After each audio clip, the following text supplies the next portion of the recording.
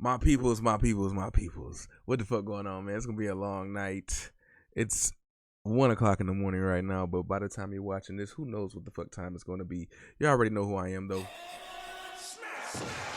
Hey, I was asked by a lovely follower of mine or subscriber, same shit, to check out Ren's Zach Sang, hopefully I'm saying that right, interview.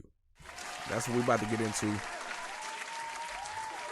It's a nice little hour long, talking about a whole lot of real shit that Ren got to deal with day in and day out.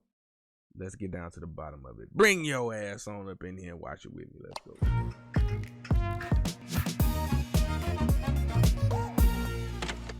Hello, beautiful human. I am Zach. That is Dan. And we welcome to the studio.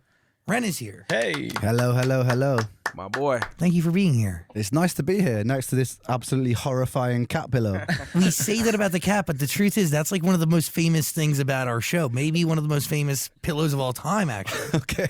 Yeah, many people like hold it. Like Can I cradle it? You can do it. Yes, whatever you need to feel safe. Yeah, this is my emotional support pillow now. That is. Thank you. It's pure purpose. Yeah, thank you. By the way, your speaking voice is incredible. Thank you. You have a great tone, and it comes through in the music. Bro should be a comedian too, because that was a real good joke.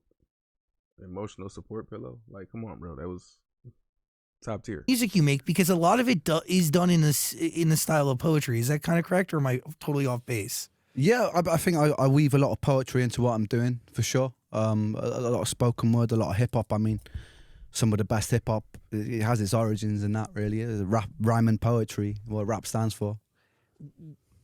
Your story is so... Music means something really different to you. And I think it all stems from, like, I don't even know where to begin, dude. Like, I've been listening to your music, and then we have... Just, your story is, like, just in our brief, it's 10 pages.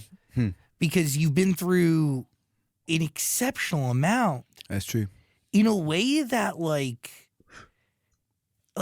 people go through things all the time, and health is something that is completely and totally out of our control. But in moments where you've tried to manage and go after figuring out what was holding you back health-wise, you've just been steered in the wrong directions, which would ultimately lead to you. I mean, do you look at that today and go, I wish the doctor would have told me exactly what I needed to know at the very beginning? Or are you somewhat grateful for the journey that it's put you on? It's a difficult question, man. It's a very difficult question, because I guess it comes back to whether you see things as a gift or a curse, which is the choice. And, you know, if there was a parallel universe with a Ren that hadn't gone through those things, would I be the artist that I am? Would I be right? I wouldn't be talking about the topics that I am, but how would the course of my life transpired? And I think it always just comes down to a choice. So you might as well choose the thing that makes you feel better about it, which is that it's a gift, right? Because if I look at it like a gift and I look at it like a fresh perspective, then it justifies all of that stuff happening. And it's unusual to think about a parallel universe where none of those things happened, because I think with that comes a little bit of negativity towards my situation now. So I think the decision to be grateful it really serves me. Mm-hmm. The music you're making today, I mean, the album that is one of the big topics of discussion, Sick Boy, it is crafted while you're up in Canada. I'm just rolling a little bit of weed, ladies and gentlemen. It's all good. It's all good. It's all good in my hood. Is it good in yours?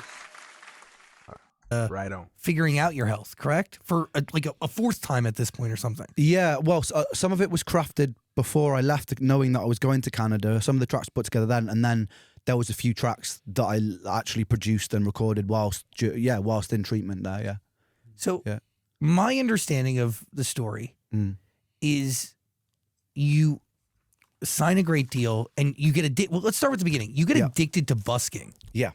Which I didn't understand could be a real thing, but is, because it is like this instant reaction that can release something in you, correct? Yeah, I love it. And it was the first thing. I mean, I only ever had one job in my life when I was 16, working at a co-op, and I got fired for throwing sprouts at my coworker.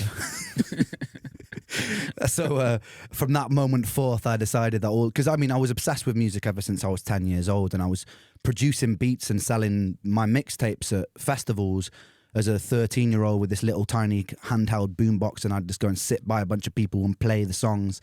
And just, and I was obsessed. At school time, at dinner time, I'd lock myself in the music room and just play piano the whole time or play guitar. And it was just a real hyper fixation for me. And then, so busking was my way of, like, as a 17-year-old is when I first started doing it. It was just my way of, I could go out on the streets and I could do what I love. And then, I wasn't making a huge amount when I first started because I hadn't quite mastered the art of performance or anything yet, but I made enough to be like, oh, cool, I can have a little bit of spending money from doing what I love. And that's when I started pouring myself into it in the art of performance, and became addicted to just being out on the streets playing. And that was something that I just did throughout whenever I could before my health declined. It was just something that I would do probably 5-6 days a week. I'd be out there for sometimes like 6-7 hours at a time. Do you think your success during that phase, which ultimately leads to today, was kind of fueled by this ability to have hyperfixation on things? 100%. Yeah. I even fueled by ADHD. 100%. Yeah. Because in those, it's just like my brain, which is a very common thing. So ADHD, there's a lot of new research that says it's essentially like a dopamine dependency. So you're constantly seeking these little spikes, and if you're doing something that's not giving you that spike of dopamine, you become disinterested, and you find it very difficult to do. And but with music, I could sit there. It was the only thing that felt meditative for me. I could sit there for hours on end, producing, playing, singing, rehearsing the same lines over and over again. So I think it 100%, and even to this day, it's the same thing. It's the one thing I can sit there happily forgetting to eat all day, right. Just because I just become so immersed in it. What do you learn about people from busking? So much, mate. It's very interesting. I become fascinated with the psychology of performance. There was one of the most interesting things I learned is that there are these things called mirror neurons, right? Where if you observe a behavior, you become inclined to repeat it because we're like creatures of community, and we it's why in those talent shows when you watch somebody like gasping or crying at a moment where someone's singing, you feel that emotion just by seeing that person in the crowd, and it's like because your brain gets activated to mirror those things. So with busking, what I found was really interesting is if you can hold just one or two people watching you, it instantly creates a space that's safe enough for everybody else to come and watch you. So as long as you like kind of focus your energy on not like, oh no, why am I not getting a crowd? Because that energy almost gets projected out. If you can capture one or two people's attention, all of a sudden that 2 people turn into 10, turn into 50, turn into 100, just because they're enabled by other people doing it. So I found out that probably makes me sound a little bit mental, but I love to. That's kind of how Facebook works too. Like if you're scrolling on Facebook or Instagram and you see a post that might actually interest you, you might go past it if it only has like 2 comments, 3 likes. You know what I'm saying? It's the same shit on social media, So yeah, and I totally felt him when he said he could sit down for hours just immersing himself in music, because I've done that too. You know what I'm saying? I know what that feels like to just. I gotta get this beat done. I gotta get this song done. Like I've made many people upset with me because they don't understand that I need to take this time.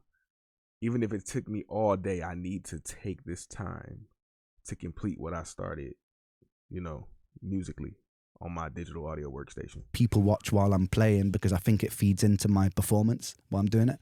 I understand that. Yeah. Well, because you have the ability to react in real time, and you're not necessarily focused on what you need to do next. You're focused on what they want. Yeah, exactly. Yeah. And it's really, and it's a positive feedback loop, right? Because if you're holding, because the good thing about busking as well is people are there by choice. They haven't bought a ticket, and if they're not enjoying it, they're just like there chatting away. The people who stop to watch you do it completely out of their own free will. So it's a really affirming thing, and then you get this positive feedback loop, which helps me almost forget myself, which is almost my constant goal as a performer, is get rid of the thinking mind, get rid of the self-aware mind, and just be doing, and just be. And my favorite moments in life are when I almost forget my physical form and just become whatever song it is, and it kind of comes through me. Some of my favorite artists, I think, had the ability to kind of tap into that flow state, like Jimi Hendrix, like Jeff Buckley, the freedom of performance. But is that something you're only tapping into when you're on stage, or is that something you're tapping into when you're recording in the studio?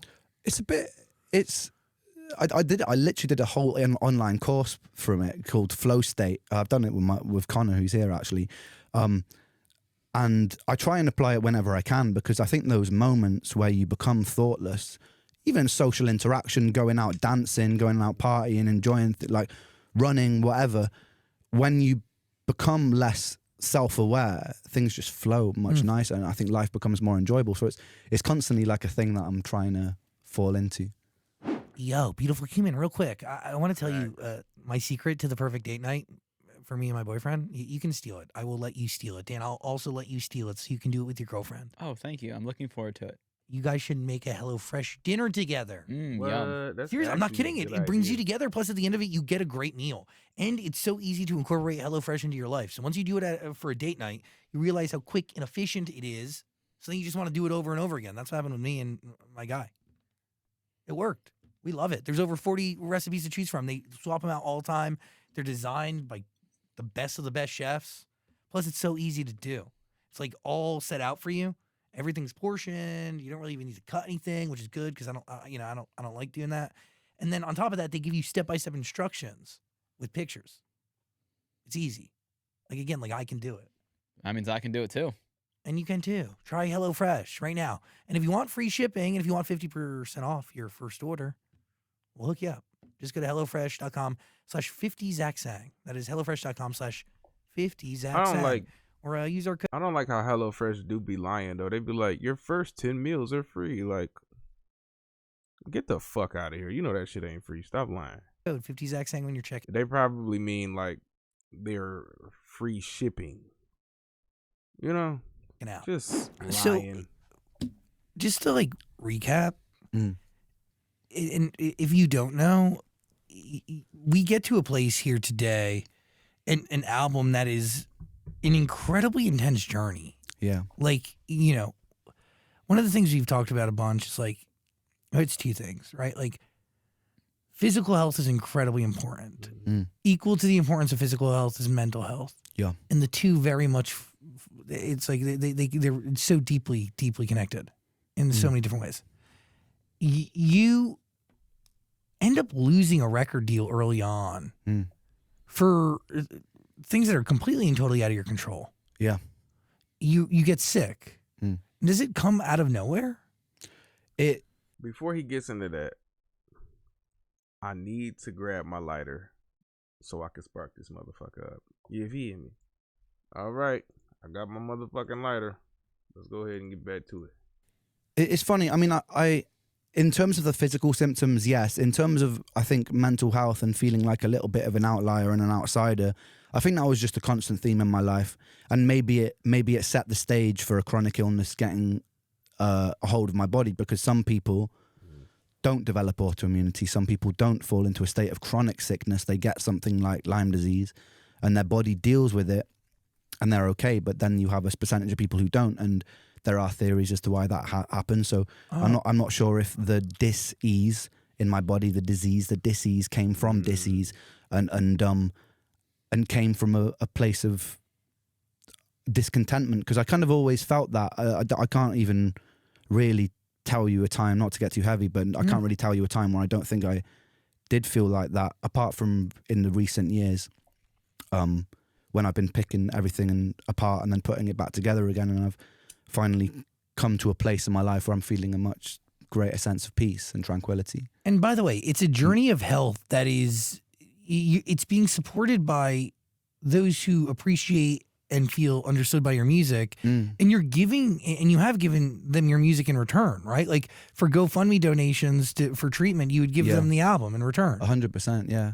And yeah, it's so important to me. And now, luckily, I've gotten to this place where I'm financially independent, and it feels really nice to be a voice for those people, be a voice for the voiceless, be somebody who can tell their story, because my story is so many people's story. And when I started doing the health blogging before, when I was too sick to make music, I realized that there is such a underground community of people who aren't seen, who are just suffering under the surface because they're not dealt with properly by the medical industry, but they're too sick to really speak up about it. So it feels really nice and empowering to be in a position where I can tell their story too. And in a nutshell, you were wrongly diagnosed. Like, they thought you had something called ME. Yeah. Well, I was first initially diagnosed with bipolar, which was a misdiagnosis because my symptoms would come cyclically and in waves when I wasn't looking after myself or when I was eating the wrong thing. But I didn't know that at the time. But that's also connected to Lyme disease. Yeah, exactly. But I didn't know that. So they were like, oh, well, some days you feel a bit better. Some days you feel like really like mentally foggy, brain confused. And they're like, well, it sounds like hypercycling bipolar. So I was put on citalopram. I was put on some different SSRIs, which made me a lot worse because I had underlying MCAS, which is this allergic condition, but I didn't know that at the time either. So I just fought through it because I was like, well, the doctors tell me it will even out eventually and I'll be fine eventually. And so I just went through the mill with all these things. Valium was the worst one because of the withdrawals, but I was bouncing from doctor to doctor. And then eventually, as I was deteriorating, they said, well, you're tired loads of the time. You're in pain. Maybe it's like ME, fibromyalgia. And then I'm on a waiting list for a year and I finally get to see that doctor. And then the treatment is resting more. And it's like, I've been in bed for, it's honestly, it's the level of care is so bad for people who go through those things. So, you know, I was really hopeful for this appointment for a whole year, went to the appointment and it was just really disappointing. And that was a cycle that went on for years of just like getting my hopes up for something and then getting my hopes obliterated and my physicality being worse off. And it was something that I had to constantly pick myself up from the ground until the point of breaking point in 2015, where it kind of culminated in going into fully blown psychosis because I think my brain had just had enough. Well, and you literally tried to do everything at one point. I mean, you explore fecal transplants. Yep. Yeah. That was the highlight of my life. That was having somebody else's excrement put in my backside was. Yes, what a journey. That was it was another thing because there's a lot of science behind it, right? So you're implementing someone else's microbiome into your own. So at the time I was like, because I had so many digestive problems, I was like, maybe it's gut based and maybe it's just like this dysbiosis that's throwing my whole body off. So I'm one of the most researched things, and it was healing things like Crohn's disease. It was healing a lot of autoimmune conditions. Even MS was being slowed down by having these fecal transplants. So, you know, my music wasn't known at the time. I spent 6 months raising £6,000, which was the price of it. You know, I don't come from a poor family, so they couldn't help me. So I had to do it myself, really. I started doing these health blogs and reaching out to the chronically ill community, and eventually I raised the money. And there was so much hope. This is just before the psychosis. There was so much hope for that 6 months. At the time I was so ill and so underweight that I couldn't get out of bed.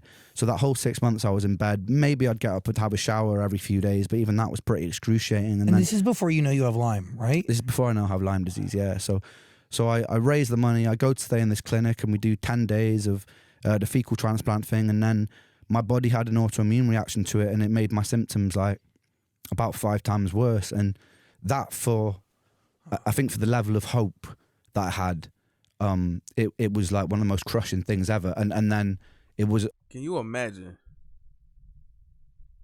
Can you fucking imagine, bro?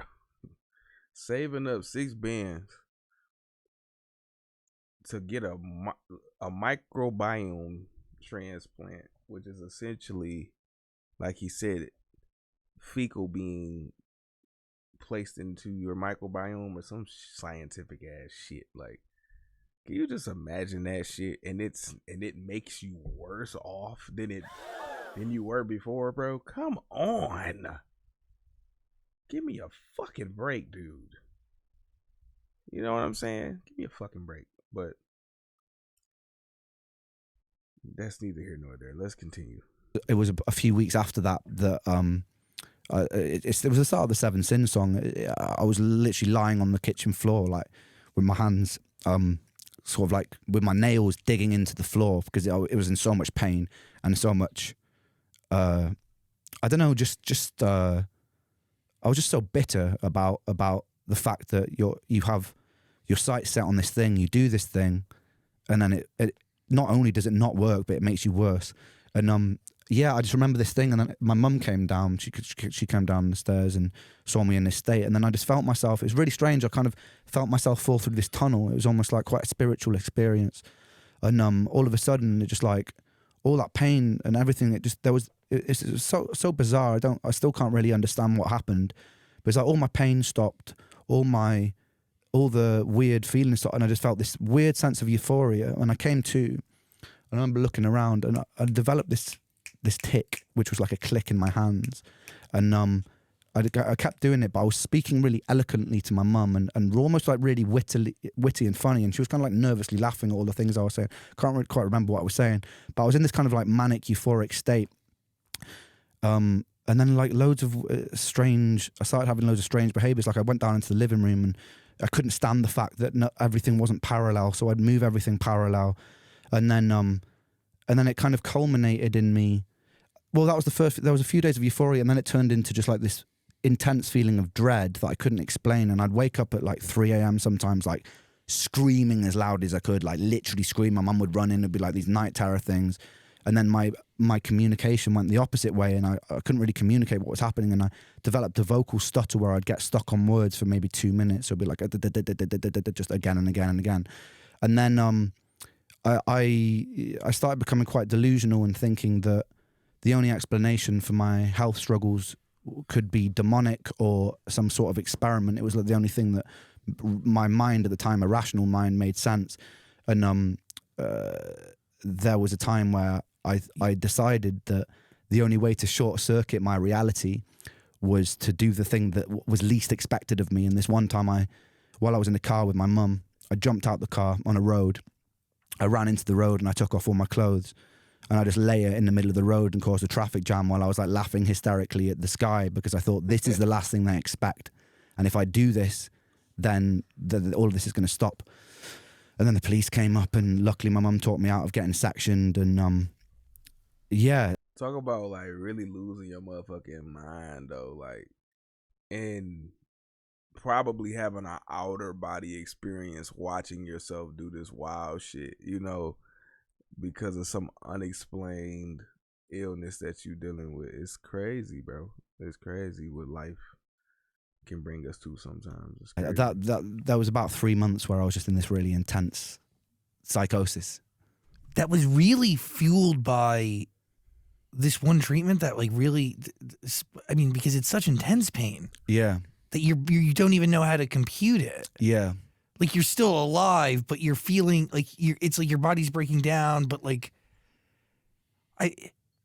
you mentioned that there's a song about that moment when you're on the kitchen floor. Yeah.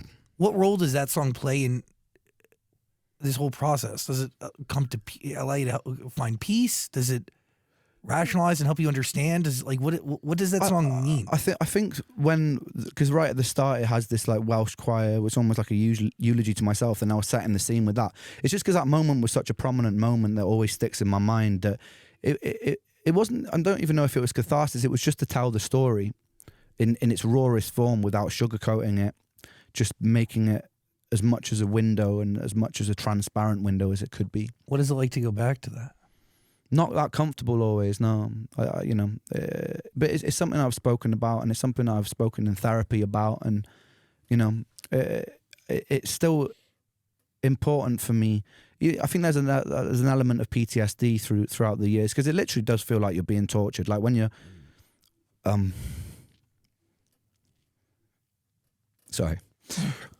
when you're lying in bed for that long, it does feel like you're being tortured, and your captor is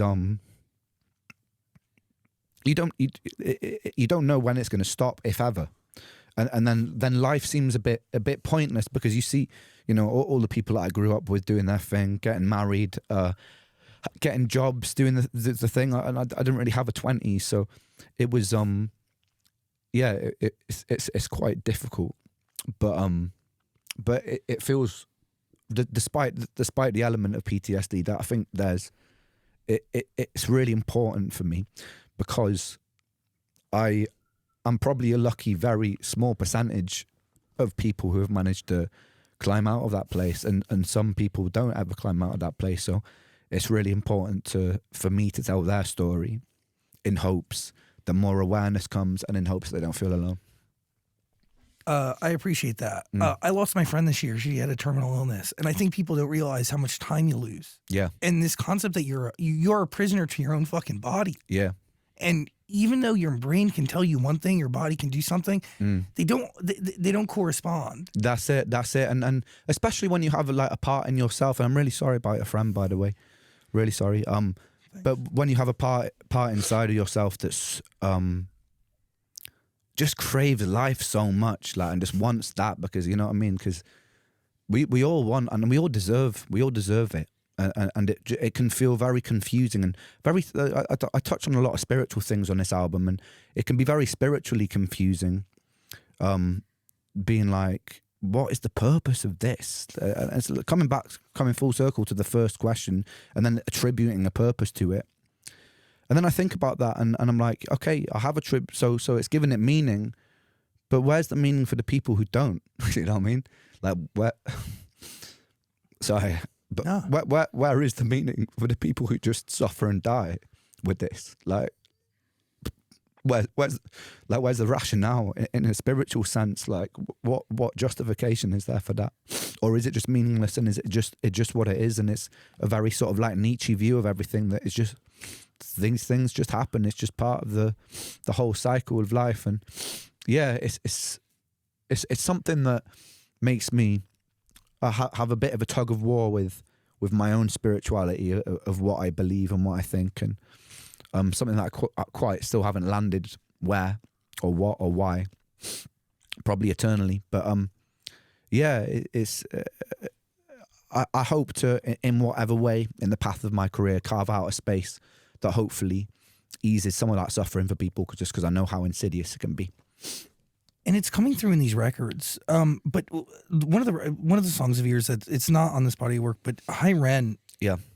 It is so brutally honest, and it's a conversation amongst yourself. And I mean, are you crafting that record thinking back to where you were mentally at that time, or are you crafting that record from a space where, like, what you hear is where you were? Do you get what I'm saying? Yeah, I think with that song, because I mean, it's impossible for my health stuff not to leak into stuff, just because it's been so much a big part of my periphery. But that song was really, I mean, the core of it was really just the human plight, not the plight of the chronically ill person, but just the human plight of these two duality, the ego and the self-doubt, and the overconfidence and the overdoubt. It was just really like the doubt of me as a creator.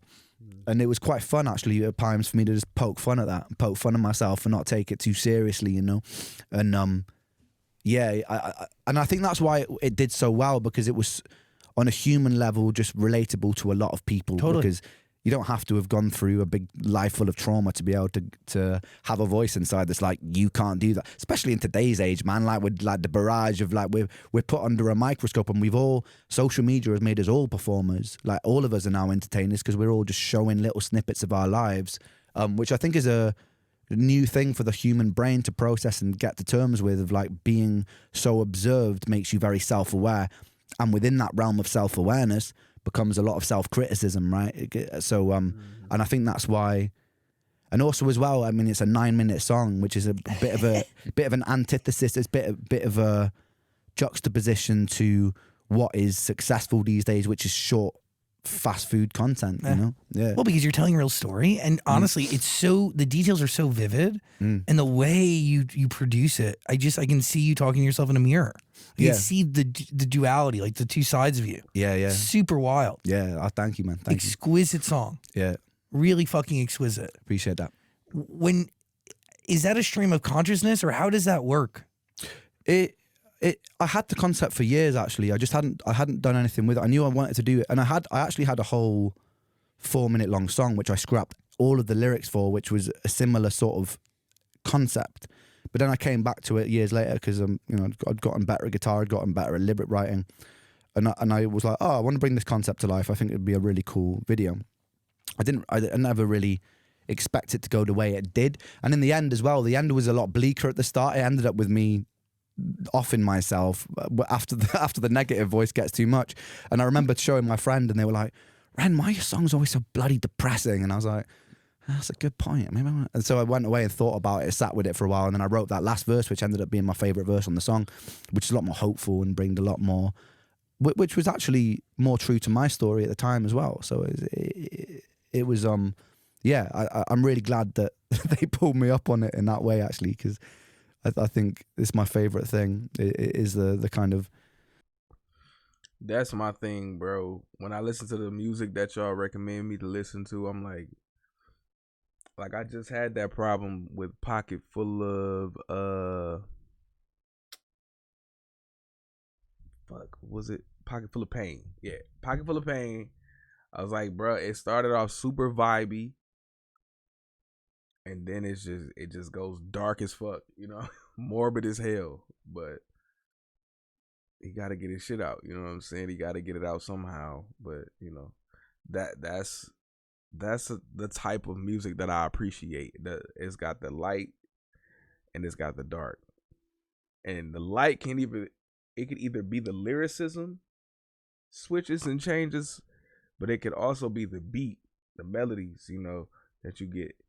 The beat can be a uplifting beat, but it can be a very, you know, dark, low vibrancy lyricism. You know what I mean? It's just a whole world that music people go. You know what I'm saying? We go through that shit all in our minds. Anyway, let me get back to this. I'm sorry, I'm blathering and shit. Acceptance of the dark and the light rather than one winning over the other, because it's not even really the light winning over the dark of the hope. It's just more that those two things exist in parallel duality. And they could exist, and they should exist on any given day. And they always do. That's the thing. I think this... We're obsessed with the narrative of good versus evil in Hollywood, in stories and everything, and it's always like the battle of good versus evil, and whether in a horror film or in a superhero film, one always wins. But I don't really think that's the truth. I think that it's more akin to the yin yang symbol, where both exist inside each other, and there'll always be a place for both and a need for both. What a beautiful thing. That's facts. It's almost like how the devil, you know, poetically speaking, I suppose, can be in the pew with you at church. You know what I mean? Like a lot of churches, not to be so, you know, dark, I guess, but a lot of these establishments, they have ulterior motives, you know, to lure certain people in and certain ages of people and groups of people to do mischievous things. You know, I wouldn't necessarily say in the name of the Lord, but you'll be surprised, man, what people will mask. You know, a secret operation. They will mask it as if it's good, almost like a wolf in sheep's clothing. You know. To accept. Yeah, and I think that acceptance makes, because I think we're such harsh critics of ourselves, you know what I mean? We're so quick to point fingers at people without accepting our own hypocrisy within that. But I do think life becomes less of a struggle when you don't see as things as this is good, this is bad, this is black, this is white. Because I think when things are like that, it becomes a little bit more jarring to navigate life. What does it feel like when you find out that you didn't have this ME, but you ended up having Lyme disease? It was a really weird one, because when I first, because so what happened? So I was in the psychosis, right? And there's part of me that's still lucid, and I'm researching online, because I was always researching online. Before that I was taking countless different supplements and trying different things that weren't working, but I was like, I found this condition, this subsect of kids with autism had this condition called PANDAS, PANDAS, which is caused by the Streptococcus bacteria that gets inside your brain and causes all these psychotic-like symptoms. And I was like, oh, I wonder if that's with me. So I convinced my mum to take me to a gastroenterologist, and I faked a stomach bug because I knew that I'd get penicillin because that was active against Streptococcus. I faked this stomach bug. I go to the doctor, and gives me, of course, and I tell him, oh, I've taken penicillin before, it cleared it right up. Gives me a course of penicillin. I get home, never taken it before. Take it for 2 weeks, and then my psychosis goes away and my symptoms like diminish by about 50%, and I'm like, what the hell? And then they creep back up after it, And I'm like, and I've taken so many pills at this point that I know it's not placebo. So because I'm no stranger to the placebo effect, and so I go, this is infectious. This isn't my brain. This isn't like a miswire. There's an infectious element to this because I took an antibiotic and my symptoms got better. So I saved up and I go and see a infectious disease specialist in Brussels. About 6 months later, and I tell him all my symptoms before he even does any blood tests. He was like, "We're going to do some blood tests, but I'm telling you right now, you've got Lyme disease." It was like, wait until it comes back, but I'm almost certain. Tests come back positive for Lyme disease, and all the biomarkers of it as well. There's certain things in your blood like the CD57 and different inflammation blood counts, and it was this strange thing because I was so relieved that all the years that I went and sat in a doctor's office and say, no, there is something wrong with me. And they're like, Ren, we've done so many blood tests and there's nothing wrong with you. It's psychosomatic. It's all in your head. And it was like such an affirming like thing, but it also made me feel really angry as well because I was like, you know, in America, black people go through that a lot. I think it's probably more common amongst many of us, but I can only speak from what I see and know. And that happens to black people a lot in America, bro. Like, doctors will literally send you home the same way you came in because they just don't know what the fuck to tell you. You know what I'm saying? And it's like, at a point, you can't even really be mad at them, but it does get frustrating when you know that there's something wrong. You know? And you just feel it, but they tell you you're fine. And then you go get a second opinion, a third, or fourth, or fifth, and you just give up. And then you try again one day. And then, you know, because I had to help one of my ex-girlfriends, who is kind of ironically my girlfriend now. Shout out to you, baby, if you watch this. But anyway, she probably won't watch this, but she had been to doctor after doctor after doctor about a lump or something she had, like I don't mean to put her business out there, but it was like a hard structure inside of her stomach.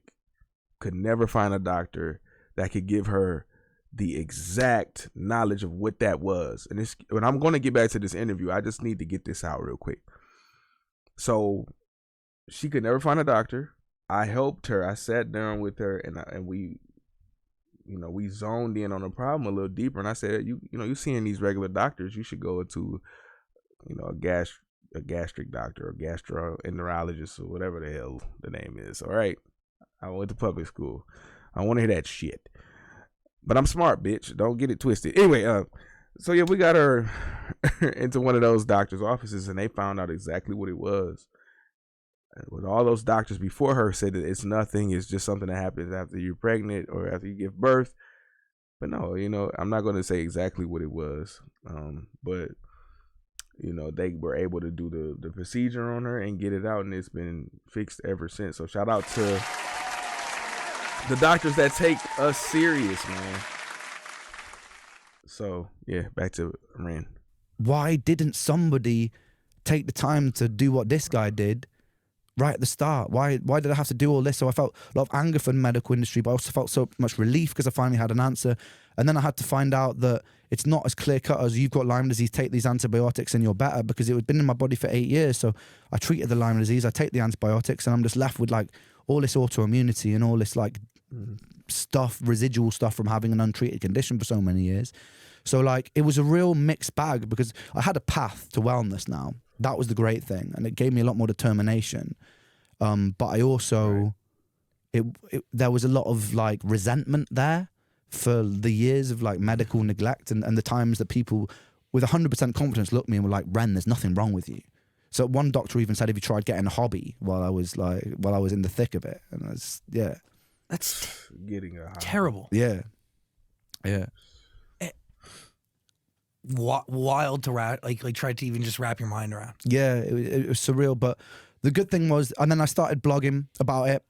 I kind of got a second wind after that diagnosis because I was like, I am going to get better. There's nothing that's going to stop me. Nothing's going to get in my way. I start blogging, and a stem cell doctor finds the blog, this was something very outside of my financial capacity at the time. He felt a sense of empathy, I guess, because his son was a musician. Funnily enough, it was hit right here in LA. He goes, if you can get yourself to LA, I'll give you a stem cell transplant for free, and I guarantee you it's going to make your life a lot better. I beg my mum for money for flights. She gives me flights. I stay with a family who were going through the same treatment. Funnily enough, a set designer for the Fresh Prince of Bel-Air somehow. Just a guy I found on a Facebook group. They're a lovely, lovely couple. Well, by the way, like Lyme disease, there's a big community of people who go through it, and Yep. I have friends. It's it's a somewhat common thing here in America. I know, yeah, a Due lot to more a bunch common in of- the UK, yeah. Well, and by the way, like if you look back at the traces, I'm pretty sure like it's a profit over people situation where Yep. they did pesticides and things that they shouldn't have used, and like there was an uptick in ticks and Yep. all these different things that would make its way to people, and I mean terrible stuff. But if you caught it quick enough with the right dose of It's another disease that's fairly common too. Let me think of the name. Yeah, it's lupus. Lupus is very common in America too. Is one thing I noticed. Yeah, just wanted to throw that out there. antibiotics, you'd actually be able to mitigate symptoms because the longer it's inside of you, the worse it becomes. That's exactly it. If you take a course of 3 weeks of doxycycline within the first, I think you've got about a month window. Most people make a full recovery. Yeah. And again, like other famous cases of this is like Avril Lavigne. Yeah, Avril Lavigne. I think I heard something about Justin Bieber. You've got what's her name? It's not coming to me now, but yeah, there have been a few cases where celebrities have come out and spoke out about it, and there's still so much misunderstanding about it.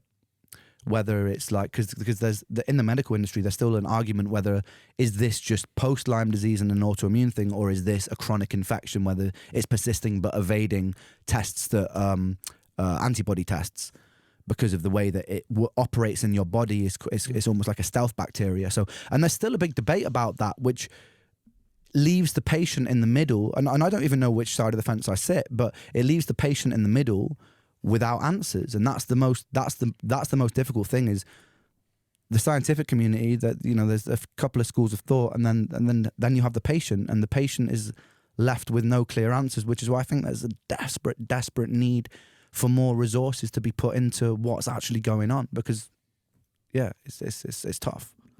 The other thing too is like stem cells. A big discussion about stem cells and the ability to use them. Yeah, Those are, I mean, rumor has it in LA they use them for almost everything. yeah, And like my chiropractor's like, yo, if your shoulder hurts, like let me I'll inject you with stem cells. Right. Like, but it is game changing because of the way what it is. I mean, Yeah. you're essentially injecting new cells to replace the unhealthy cells. right. And you know, I was advised against with normal doctors. They were like, nah, just don't go there. You know, it's not researched enough. We're not. And I took a gamble on it because I had nothing to lose really at the time. I didn't think I was going to live to see 30. So I was like, well, you know, there's this real big opportunity. It felt right. It was one of those things that felt right. And yeah, I went and did the stem cell transplant. And 6 months later, I just got a lot better. I was able to go out singing, playing on the streets, go to the gym, hang out with friends, and it was incredible. But Is that scary to do that all again? it was very bizarre. I just want to do a disclaimer as well and say that some people that did the transplant got worse because, you know, Oh wow. I always feel when people are like, do you recommend doing this? I'm always a little bit hesitant because I took a gamble and some people took that gamble and it didn't work out for them. So I think it's important for me to say that. But for me, luckily, it worked out. And it was, I don't know, it was, there was a little, I remember there was a little bit of performance anxiety the first few times I went out again because I was like, well, I'm learning how to swim again. Man, it's so crazy to trust a doctor or a surgeon or whoever who feels like, oh, I have a heart, I want to give you this treatment for free. Like that shit is unheard of, you know. And it was almost like divine intervention for Ren, you know what I'm saying? And you know, him feeling like he had nothing to lose at that point, like shit, fuck it. And that actually working out like that ain't nothing but God, bro. That's all God behind that, in my opinion. You know, y'all can, everybody got their beliefs, bro. I'm just saying that had to be God for sure. yeah, it was bizarre, but I think I was just so relieved that I just took to it very quickly, and it was very quickly. I think it was only 6 months after my stem cell transplant that the first video that we filmed, Busking, after years and years of not being able to make music videos and stuff.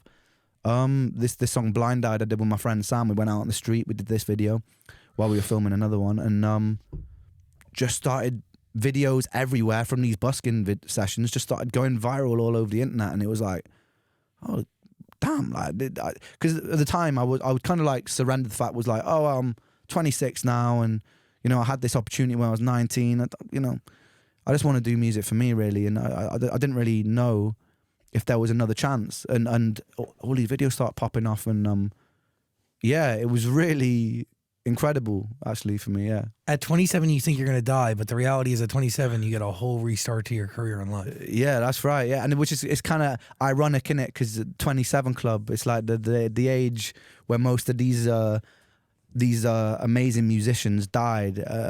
Some of the most iconic musicians died at 27, and 27 felt almost like a rebirth for me. So there was a nice flip on that. Some died. Yeah. Is Sick Boy your story? It's not my entire story. It's definitely a photograph of moments. Yeah. Moments that range from when to when? Yeah. From that whole period, I think, you know, because you've got Sick Boy, the actual song itself. That's to do with my frustration with certain interactions with different doctors and stuff. Masochist? Masochist is about rebirth for me. It's about samsara. It's that Buddhist cycle of destroying, and that everything does eventually disappear and everything gets born. It's this constant cycle of destruction and rebirth.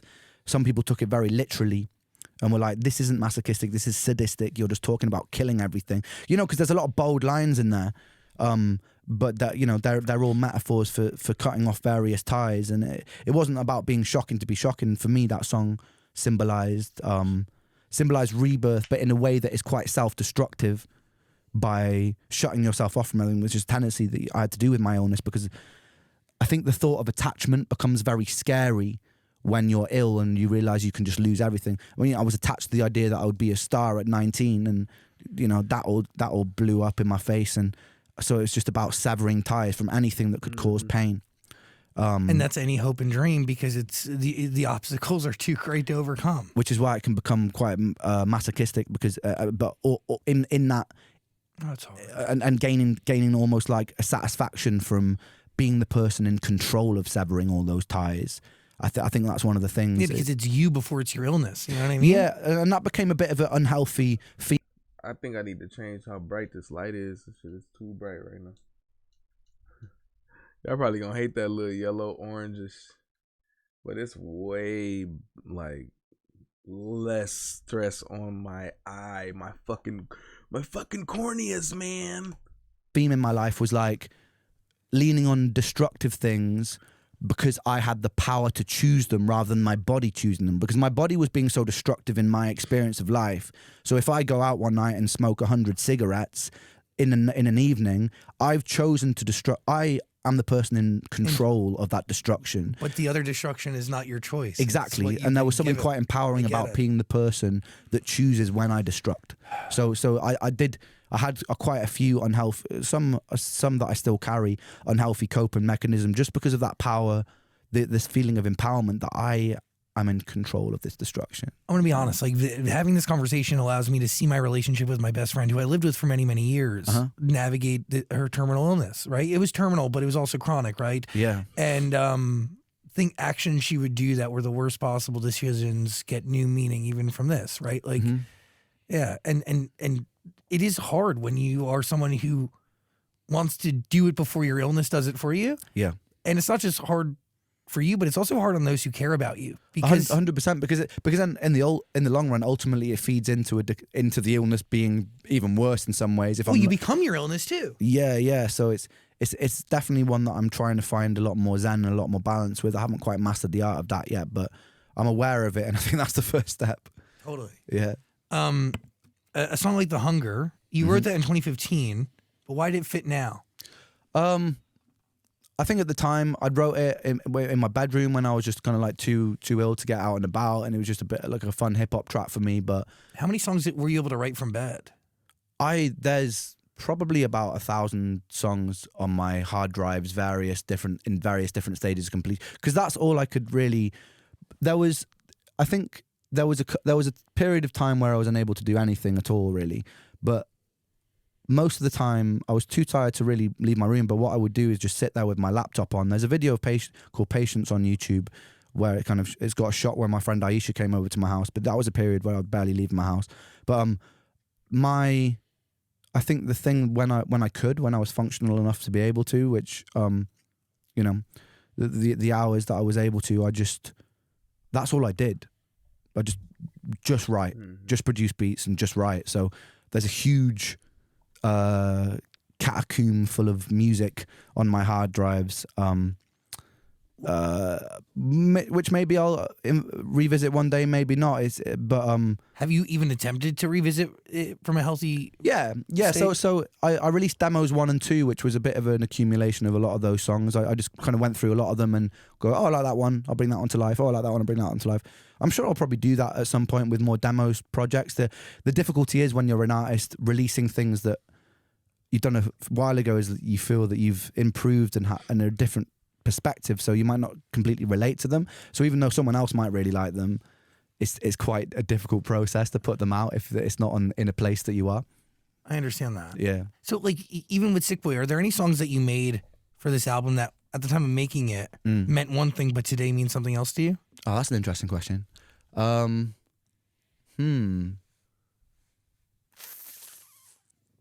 Well, I think Suicide was an obvious example because that it was never meant to have the end on it.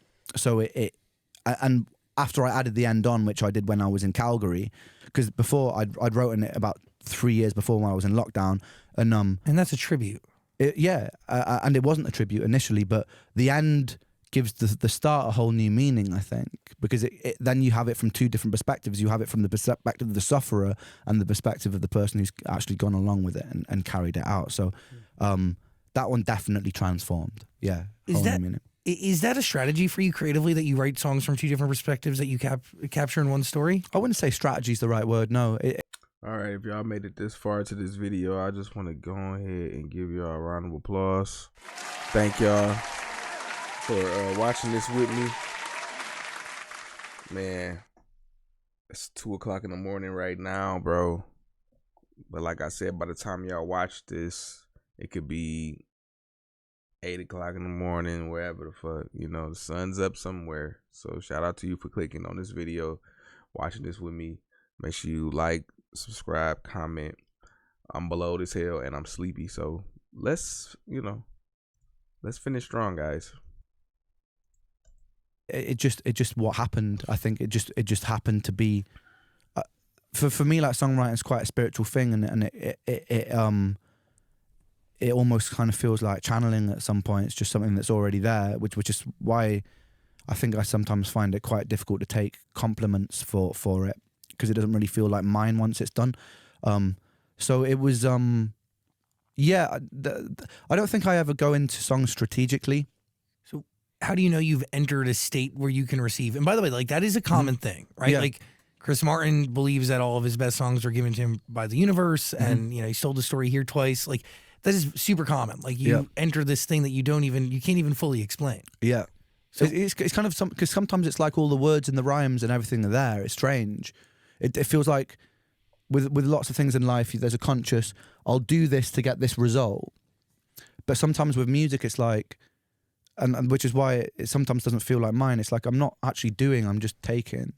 You're taking from you, though, or taking from something bigger, or a combination of the two. I don't know. Maybe like you could argue for the both. It could just be like a subconscious, perceptual thing where you've written so many lyrics that it just, your brain is working behind the surface, or maybe it could be some more esoteric type thing. Yeah, no. When I sit down and write music, I think the same shit, though. I think the same type of questions. Like, man, some people really have trouble coming up with lyrics, or have trouble coming up with a concept, or how they should enter the song, or how they should outro the song.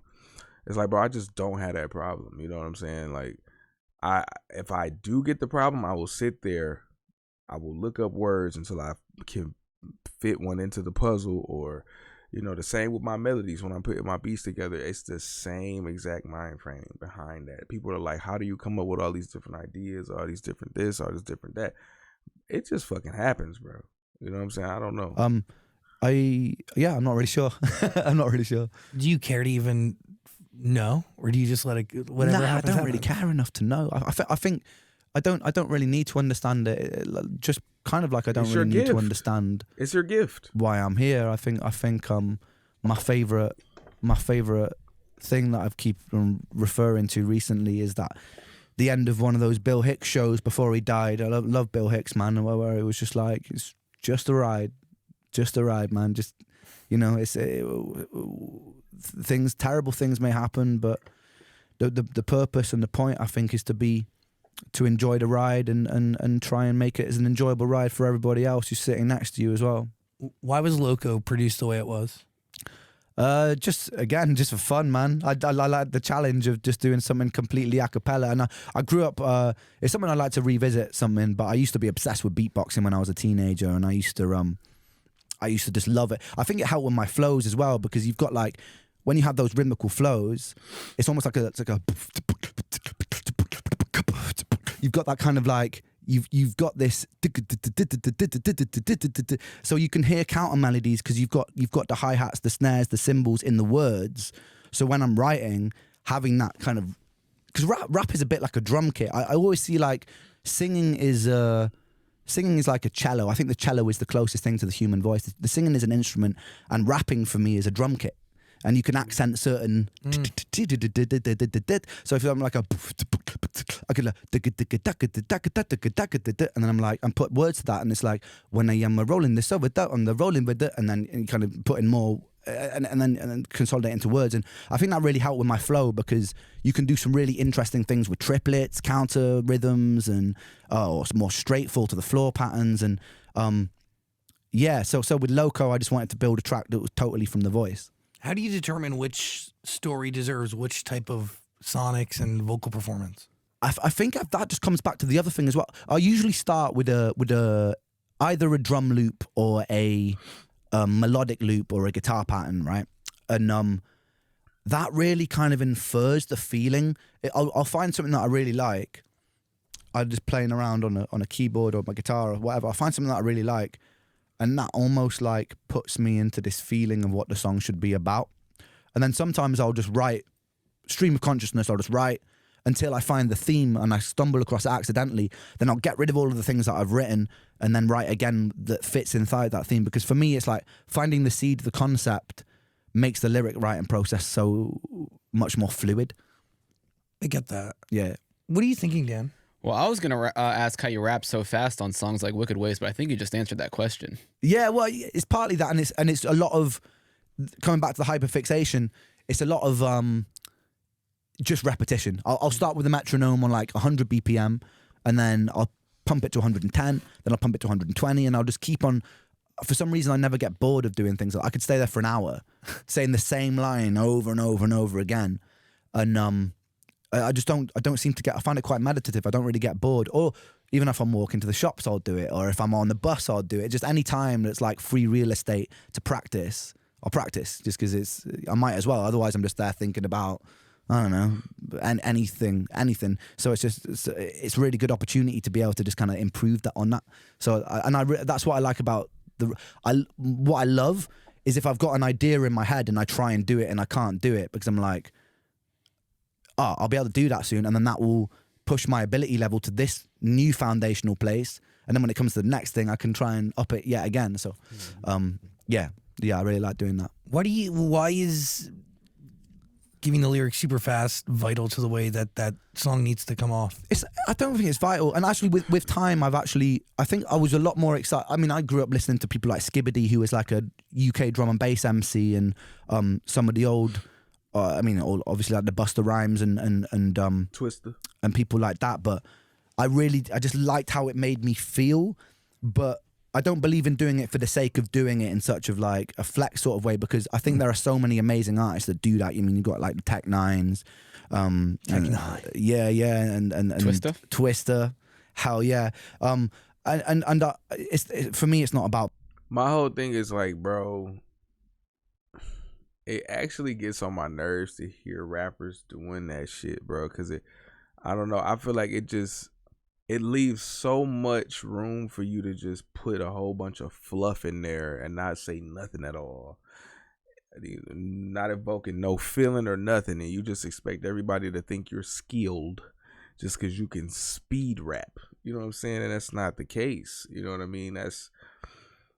I guess that's one of the things that I had to kind of diagnose about him, about Ren per se, because when I saw him on that, what's that, Fire in the Booth, the one y'all don't like that I did or whatever, I was just like, bro, I'm not feeling the way you rapping. Like, I just can't understand you. You rapping way too fast, and you probably not even saying shit that's worth knowing. You know what I mean? But in the grand scheme, you know, I'm pretty sure he was saying something. I plan on going back, rewatching that shit, and like kind of reading the right lyrics and, you know, really picking up on some of the cool, dope stuff he said. I can give, personally, I'm not giving too many passes for the fast rap shit. I'm just not. Like JID, he's like the last rapper that I really want to hear do that shit. Like I hardly want to hear from him, bro. Like it's played out.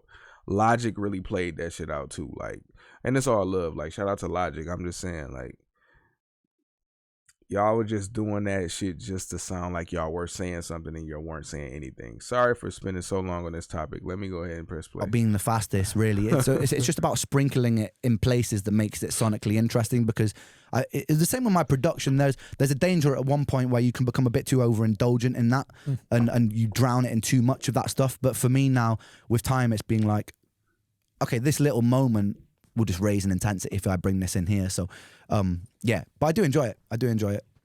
Illest of our time, a double entendre. Yeah. Pretty good. Great record. Thank you, mate. Thank you. I mean, is there a part of you that is, I mean, embrace is one, I mean, it's not making light of it, but it's embracing it, right? Yeah. It's understanding what you got. Well, that's the thing, and it's the same with Sick Boy. The whole album is a double entendre, because, you know, in the hip hop illest, sick is sick, bruv. Is like, you know, it's it means good, and but sick as in illest as well. It's my story, man. So, yeah, and I suppose it's the first time I thought about that. But there's a little bit of duality in that as well, in terms of you can take good out of the sick. You know, it's true. Yeah. What's the story behind a song like Down on the Beat? Is that just you just wanting to have fun? Yeah, that's me wanting to make a dance banger, bro. It worked. Yeah, I just you know, I've funnily enough, probably the music I listen to most is like EDM, which doesn't really come across my music because I'm either singing soul on the streets or making hip hop. But I love dance music, man. And I love when I first started producing, I just wanted to be a drum and bass producer. That was like that's all I want to do, because all I'd listen to was drum and bass, and like really techie, like dark drum and bass, which probably wasn't good for my mental state at the time. But I just like, yeah, I think that was just, I wanted to make a dance banger, and there wasn't too much. I mean, you've listened to the record, there's not too much depth in that or anything, but it's just fun. And it was my mate Vic as well. We were both like freestyling to a dance beat one time, and we were like, we should make a track. And we're like, oh yeah, let's make a track. So that's what we did. We just like got this EDM beat and put Down on the Beat together. Yeah. Does your hyperfixation apply to Animal Farm? Or socialism? It's communism? I was always. What's the deal? I wouldn't say no. I wouldn't say it applies to socialism or communism. I think with my view on those, I think there are good elements. Well, I mean, it plays into the NHS. It plays into the health thing 100%. That you've gone through. I think it plays into every system, and every system to a degree will lean more into a particular thing. But even America, there are elements of socialism in America. I think it's one of those black and white things again, where if you slightly hint at it, people will be like, but communism doesn't work, socialism doesn't work, because this example A, B, C, D. And I think there is a lot of beautiful, amazing things about capitalism as well. So I wouldn't say I was a socialist or a communist or a capitalist. I think all of them have weaknesses and strong points, and some of them get abused.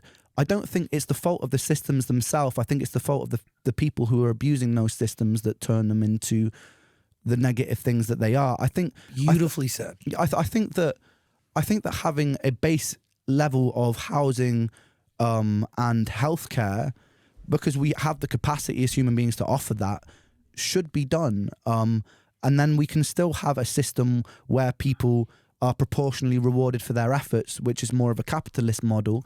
But I also think that since the internet has come about, there's probably an even better one than all of them that we just haven't quite figured out how to do it yet. Because I personally think that the voting system is outdated. I think that there's a much better way to make democratic decisions with the power of collective intelligence from the internet, because there's a huge world and there's a huge number of people who are capable of making decisions. So you don't really necessarily need an electoral body to represent a whole country that then cyclically gets put in charge. I honestly think it's a completely outdated system that's maintained by the power systems and the money that keep them alive. So, but that doesn't mean to say that I'm an anarchist either, because I do believe that there are some people that are more suited to a leadership role, and there's some people that don't want that role. So to create total chaos, I think people naturally form hierarchy, but hierarchy doesn't necessarily need to be negative as long as social good as long as social good is at the top of the hierarchy, before profit, before power, before expansion, and also homeostasis of the world. Hey, if you made it to this part of the video, man, shout out to you. Listen, we are nearing the end. We're coming in for a smooth landing. This might not have been the smartest idea for me to do at 2 o'clock in the morning.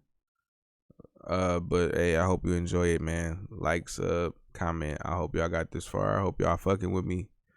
And yeah, that we live in, because this is the one place that we've been given to be able to coexist, and we're doing a pretty good job of of messing it up, and a lot of data is showing that. So and then you get to a point where you have scientific arguments about the climate, and no matter what side of the fence you sit, if you think that it's a big hoax, or if you're agreeing with certain scientists that are saying that we're in doomsday prophecy situations, both of which I think are maybe a little over exaggerated, I think that the fact that we can't have healthy mediated conversations about these things because there are profit incentives and investments from either side. And that is here's the deal. And I can have the conversation about collective intelligence helping make decisions for a governing body, and allowing that to at least give you a temperature check of where you should be going and the legislation that's right, and et cetera. I would love to talk about that. Yeah. But I think first and foremost, you have to inject a moral filter through every single decision and action a government body will 100%. ever make. Yeah. In addition to that, the foundational mandate across everything needs to be people over profit. 100%. And the idea that people are a nation, a state, a city, a town's greatest asset. And without people, nothing will ever fucking work. Yeah. And the ironic thing is, I think if that shift, which is a very, very foundational and significant shift, if that were to happen, the people at the top in power, the ironic thing, I think they would be happier anyway. And I think there's this desperate protection of trying to maintain this system because it's really working out well for the people who've got a lot of money and power. So there's a desperate need to protect it. But I think with that shift, if it's done in the right way, everyone, even those people who have got perceptually everything, actually get happier too. And really, I know it's a very simple thing, but happiness is really what it's all about. Oh, dude. Yeah. In America, for instance, I believe that talent is equally distributed in this country, but opportunity isn't. So much is made up by your zip code and where you have to live and the bubble that's around you. On top of that, I do also believe that selfishness can breed selflessness, and selflessness can breed selfishness. Yeah. Because the ability to run for office and bring about a better day for your family should in turn bring about a better day for your neighbors when done right. Yeah. Historically, greed gets in the way, and you have situations where let's look at a microcosm of America real quick, and let's take a trip to Florida where you'll find Marco Rubio, who his district has the Parkland shooting years back on Valentine's Day. He decided to sell the children of his district to the NRA while taking money from the NRA, right? He sold the kids, and he used that money to put his kids into private school. right? Yeah. Instead of saying like, let me build upon a better reality for everybody, Yeah. and make schools safe for everybody, he chose to take the real deeply selfish route. Yeah. And ultimately, like, and it's kids die. I think it's so difficult to, even myself and everybody, for those virtues to not be tainted. And it's not necessarily our faults for being totally selfish. It's just it's a bombardment of our entire environment inspires us to be that way, because it's everywhere, from the moment we enter school to media to everything. So it's really about, like, for me, I try not to point too many fingers and just try and see it in myself and try and inspire that change in whatever way I can, even in conversations like this. But yeah, it's definitely, I mean, it's a foundation of everything. If there is some way to put social good across profit and that to be the foundational, I think we can still live in a world of profit. Oh my God. You know? You have no idea how Alright, much. my fault. My black ass is falling asleep up in here. Hold on. Listen, I did this for a minute. I'm up. It's 2 in the morning. I'm doing this for you, motherfucker. For you. Well, I mean, everybody has an idea, but nobody fully understands the egregious spending that goes on, the insane, ridiculous redundancies. There's no tracking of money, right? Like, when a government pays a contractor to do anything from fucking do the trash to pave the roads, there's no understanding of where that money goes once it hits them. So Yeah. there's like this, I mean, it's so deeply corrupt. It's so deeply corrupt. Everybody was like, crypto is going to be the future. Nah, blockchain is the future as a form of payment, because you need to have accountability for where pennies go, right? So like an understanding of where money's traveling the second it goes from us as tax-paying citizens into the government's hands and out, there's just no understanding. So the second that it goes out to a contractor, it could be spent a trillion different ways. And by the way, it's never being used on anything that's going to do good for people. Right. Really, if you were to go in and audit everything, the amount of money that is being spent on things that are probably non-existent, Right. could be in the billions, if not trillions of dollars. Yeah, and then profit and people just spending money for the sake of tax brackets. Oh, yeah. There's so much money that could be used for good. It's just being spent because they're like, oh crap, well, we're going to lose out this money on tax. We better just buy some shit we don't need, and that's the problem, man. It's like, I do think that at the end of the day, people can be rich and everybody can have a better day and be taken care of, and there can still be a hierarchy that makes sense while making sure that nobody ever wants for anything. Everybody has access to mental and physical health care. Yeah. There's an understanding that nobody deserves to starve in this nation or live and raise a family of 4 on something that could barely keep the fucking lights on. Like, everybody deserves access to internet. Everybody deserves access to reproductive health. Everybody deserves access equal. Like, genuinely, like, I'm the crazy motherfucker that goes like, There's somebody in this world who bro, shut the fuck up. Shut the fuck up. We don't agree with you. That's what's so fucked up. take the best school system in the country and duplicate it everywhere, because if you don't invest in that, you're not investing in anything. I think school is one of the most important places as well, because that is what's shaping the minds of the people that are taking care of it when we're not here, when we're just dust. So I think school is one of the most important places to kind of put that energy and focus. But it's a world I want to live in, man. You're very special. Like you really give incredible energy, but your story is really rather remarkable, dude. Let me ask you a question that may relate to what you guys were just talking about. Sure. What does the pig mask represent? It is Animal Farm. And Animal Farm. So yeah, I was, and coming back to your question as well, I was a huge dystopian literature fan growing up. I don't know why. Ever since I was a kid, I was just really attracted to that. I watched the Zeitgeist movie when I was about 14 years old. I don't know if you ever watched Zeitgeist, but that blew my mind. And then I became obsessed with reading Aldous Huxley, George Orwell, Kurt Vonnegut, people like this, and that really leaked into my way of how I was viewing the world. And Animal Farm, it's the story of these natural hierarchies that we form, and how the animals were subject to falling just how the humans were. And the pig, for me, the pig mask that kind of pops up in those things, it's almost like an uncomfortable companion who represents a lot of things. He represents greed, he represents my illness, but he's also so familiar in all of those situations that it's like the thing that I'm frustrated with and have been at war with, he's been there for so long that he's also my friend in a way, or you know, like Donnie Darko movie where you've got the rabbit there, and he's an ominous character, but he's also a comforting character for Donnie in that, and it's kind of like that really. It's like this thing that is always there with me on this journey that is fucking my life up, but at the same time, there's a comfort in there because without him. And it's for anyone to think about if I was just to wake up tomorrow and we didn't have to wake up and swallow a bunch of pills and I was just 100% well, it'd be a surreal. Obviously, it would be great, but it would be a very surreal transition to not have that familiarity of just like. We got 8 more minutes, y'all. 8 more minutes, and I can hit the sweet, sweet hay. You heard me? And maybe you can too. All right. Even now I'm sat here and my shins are hurting, my feet are hurting. It's to not have that familiarity when it's all that I've known. Because I don't even really remember what it's like to feel completely healthy. So it's bizarre because there's a weird comfort in it at the same time as being a discomfort.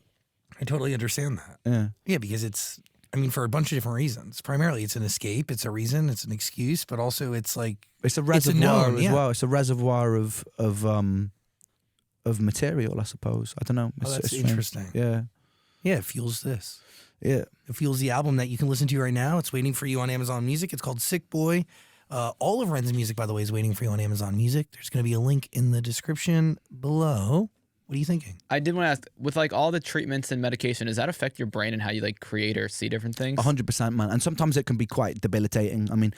It's why, I was holding off on the heavier part of the treatment I'm doing in Canada. I ain't gonna lie, I wanted to know that because I'm like, bro, you take so many pills, like it's gotta be throwing you off in some way. But yeah, because we had this album coming out and I was like, I don't want to, and it's a funny one because then you're having to like almost not sacrifice, but you're having to put at certain times ask the question, do I not lean into this so heavily? So I held off on a big course of antibiotics that I'll be starting in a couple of weeks because I know for the fact that my brain is going to go to mush for a few weeks. And but when you become aware of it, it's easier to navigate because I've had over a decade of messing around with allopathic medicine, so I've come to know how to react. But yeah, there are some times where the first 3 months of this year, just in a dream world after starting all these new treatments and stuff, and I wasn't able to really create during that time. And this is still on the journey of curing, or to the best of your ability, managing Lyme disease. Yeah.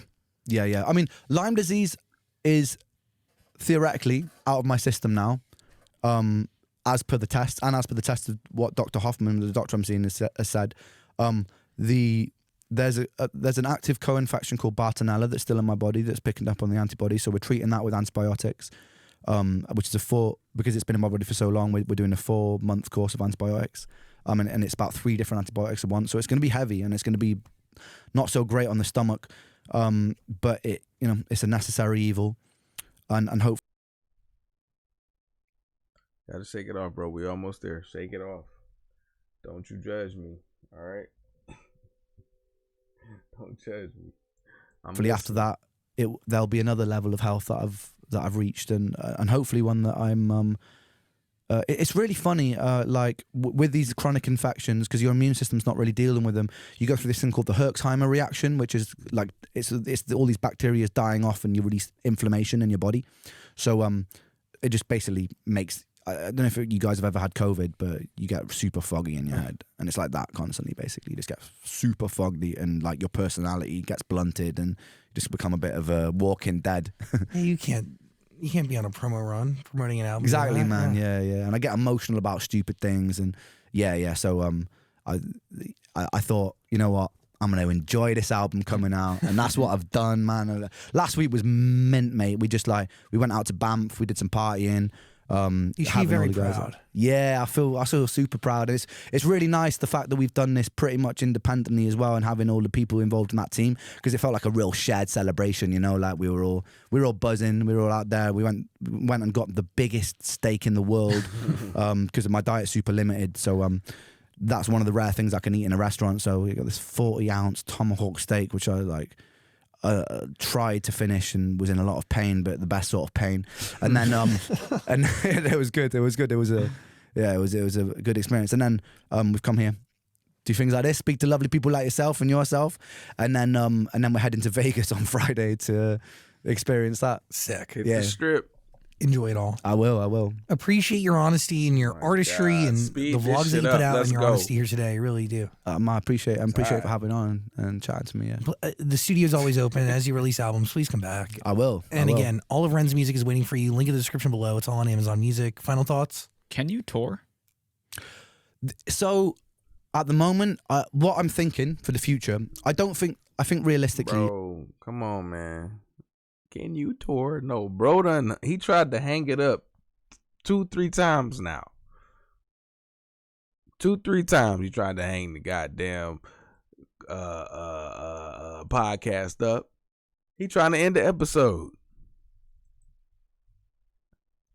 God. He know we had home trying to go to sleep. God damn it. yeah, it's always going to have to be something I manage. Even if I get to a really good place, it's going to have to be something I always look after myself. So I don't imagine I'll ever go on like 60-day tours around the world. But what I would like to do, and I was talking to Connor about this, like, you know, maybe go and do like a really big show in a city, stay in that city for a week, soak up the city, just like take it that pace, and then move on to the next one, and kind of almost do it You like can that. do that. Yeah, that's cool. It's going to cost you more money, but you can do it. Yeah. It's fine. And I think that there'll be a way to figure it out, and even with busking and stuff like that, there are things that we can do surrounding that make it, you know, financially worthwhile, and then just interviews in those cities or whatever. Totally. There's definitely ways we can make it work, but I think I think that's, you know, unless it could happen. And what I've learned in this year is fucking anything could happen, man. We're sitting off the back of a #1 album that I never expected. So you know, maybe my health makes a 360 and I'm buzzing and I've got the energy of a 19-year-old and I want to tour the world every single day. But we'll see, man. I'm just taking everything. I've taken everything as it comes. But You do it at your pace. yeah, exactly. But I can only imagine, like, as a busker, like, who knows that high and that feeling, like, to not perform in that. Oh no, I'm definitely, you won't be able to keep me off the stage. I'm definitely gonna do some shows and yeah, and I'm really excited now. It's like now that there's stuff to play with, like we can be really ambitious with the shows that we put on as well. So I'm really excited to put together like a sick experiential show that incorporates elements of the more sort of like performative stuff like Hi Ren and the Tales of Jenny and Screech, and then the more sort of hip hop stuff. I think we can have a lot of fun putting together something quite special. You give timeless, man. Oh, I appreciate you. Yeah, you're really incredible. Thank you. Thank you for being here. Thank you for having me. You good? Yep. Ren, everybody. Motherfucker, you better be good. God damn. That motherfucker was not good. So can you tour? You take all those pills, are you okay? God damn. Nah, that was a very introspective interview. I think that was a very well done interview, very well spoken interview. I love a good podcast episode, or you know, a good moment where the artist can open up and give the viewer a little bit more about themselves. I love opportunities to delve into the background of a respected artist. You know what I'm saying? So that was right up my alley, really. I'm okay with sitting down watching these people talk about who they are and shit. It's very interesting. You never know what they're into or how they got in their position, how they got on. Don't judge me for falling asleep, by the way. Did y'all count how many times I did? I probably counted like 4 or 5. So, I was, you know, pretty much just a head nod, like a head slouch, and, you know, oh shit, that ain't what I'm supposed to be doing. Good story, Ren, man. Appreciate the openness, the availability for the people, so we can get to know you a lot deeper. I know that was like a few years ago that he did that, and around this time of year too. So that's kind of ironic. But yeah, man. I guess y'all know who the fuck I am. Hey, if you don't know now, you know when I'm out this. Yeah.